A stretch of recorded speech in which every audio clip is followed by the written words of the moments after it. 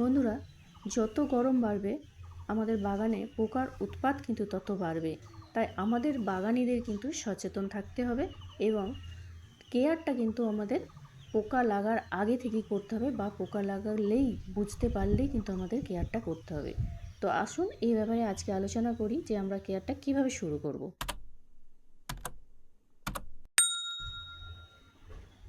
আসসালামু আলাইকুম বন্ধুরা, নাজ গার্ডেনে সবাইকে স্বাগত জানাই। আমি নাজমা আপনাদের সঙ্গে আছি। আজকে আপনাদের সঙ্গে শেয়ার করব যে গরমের সঙ্গে সঙ্গে আমাদের গাছে যে পোকার উৎপাত শুরু হয়, বিভিন্ন রকমের পোকার আমাদের কিন্তু উৎপাত শুরু হয়। সবার আগে ফাঙ্গাস লাগে, ফাঙ্গিসাইড অবশ্যই স্প্রে করতে হবে এবং গাছের কাছে ঘুরে ঘুরে দেখতে হবে কোনো পোকা আছে কি না। সমস্ত গাছে ভালো করে দেখবেন, কখনো দেখবেন নিচের দিকে পোকা ধরেছে, কখনো উপর দিকে, কখনো জাপ পোকা, কখনো পাতা খাওয়া পোকা। আমার এখানে দেখুন, আমার শশা গাছ লাগিয়েছি, তো শশা গাছগুলো প্রায় সবই ভালো আছে, অন্য সব গাছ কিন্তু ভালো আছে, কিন্তু এখানে দেখুন এই একটা শশা গাছ এ না বেড়েছে না কিছু, পাতাগুলো দেখুন পুরো খেয়ে ফেলেছে পোকাতে। তো এটা যখনই দেখলাম আমি কি করলাম, সঙ্গে সঙ্গে পাতা যেগুলো খেয়ে নিয়েছিল সেগুলো তো আর রেখে লাভ নেই, তাতে কিছুই নেই, শুধুমাত্র সাদা সাদা জাল ছাড়া তো আর কিছু দেখা যাচ্ছে না। তো সর্বপ্রথম এগুলো কেটে দিলাম, কারণ এর মধ্যেই কিন্তু পোকাও বাসা বেঁধে আছে এবং তাদের লার্ভা ডিম সবই রয়েছে, যার জন্য যে আক্রান্ত পাতাগুলো সব কটাকে আমি কেটে ফেললাম।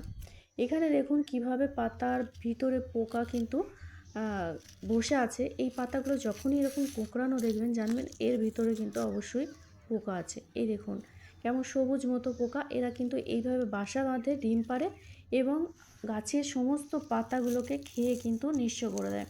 গাছের গ্রোথ কমে যাবে এবং গাছের যে ফলন সে তো অবশ্যই কমে যাবে, গাছটা কিন্তু আস্তে আস্তে মারা যাবে।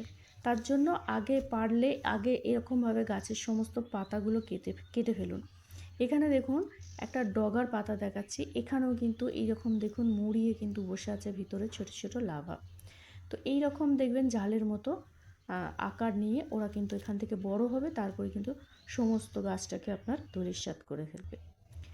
এর জন্য আমি যেটা করলাম সেটা হচ্ছে, আমি মোটামুটি 300 ml মতো জল নিলাম, আর সঙ্গে কাকা যে অর্গানিক যে কীটনাশক সেটা কিন্তু আমি নিলাম। এখানে ওই 300 ml আমি মোটামুটি 1 ml মতো দিয়েছি। খুব বেশি ব্যবহার করবেন না, তাহলে কিন্তু আবার গাছের ক্ষতি হবে। যদিও এটা জৈব, কিন্তু তবুও এটা কিন্তু ওষুধ। তো এভাবে আপনারা রাসায়নিকও স্প্রে করতে পারেন, কিন্তু খাবার জিনিস রাসায়নিক না দেওয়াই ভালো। এখানে আপনি সাবান জল বা শ্যাম্পু জলও কিন্তু স্প্রে করতে পারেন, সেখানেও কিন্তু কাজ হবে।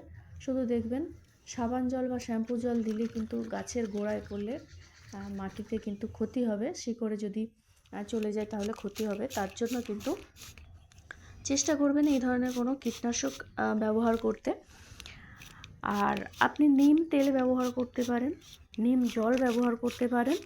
তো এইভাবে প্রথমেই যদি আপনি এটা ব্যবহার করে নেন, তাহলে প্রথমত পোকাগুলো গেল। তবে হ্যাঁ, এটা কিন্তু একদিন অন্তর কিন্তু ব্যবহার করবেন, যতক্ষণ না পোকাগুলো নিঃশেষ হয়ে যায়, ডিমগুলো নষ্ট হয়ে যায়, ততক্ষণ কিন্তু স্প্রে করবেন। সঙ্গে পাশে যে সমস্ত ভালো গাছ আছে সে সমস্ত গাছেতেও ভালো করে স্প্রে করে দেবেন। না হলে কিন্তু আপনি এখন হয়তো বুঝতে পারছেন না, দেখবেন পাতার তলায় বা কোথাও হয়তো ছোট করে লার্ভাগুলো বাসা বেঁধে ফেলেছে, সেগুলো তো বোঝা যাবে না। তার জন্য কিন্তু প্রত্যেকটা গাছেতেই আপনার স্প্রে করে দেওয়া উচিত। আমি কিন্তু প্রত্যেকটা গাছে স্প্রে করে দিয়েছি, আর অন্য গাছে দেখতে পাওয়া যাচ্ছে না কিন্তু স্প্রে করে দিয়েছি। এইভাবে গাছগুলোকে সুস্থ রাখুন, ভালো থাকুন, সবাই ভালো থাকুন।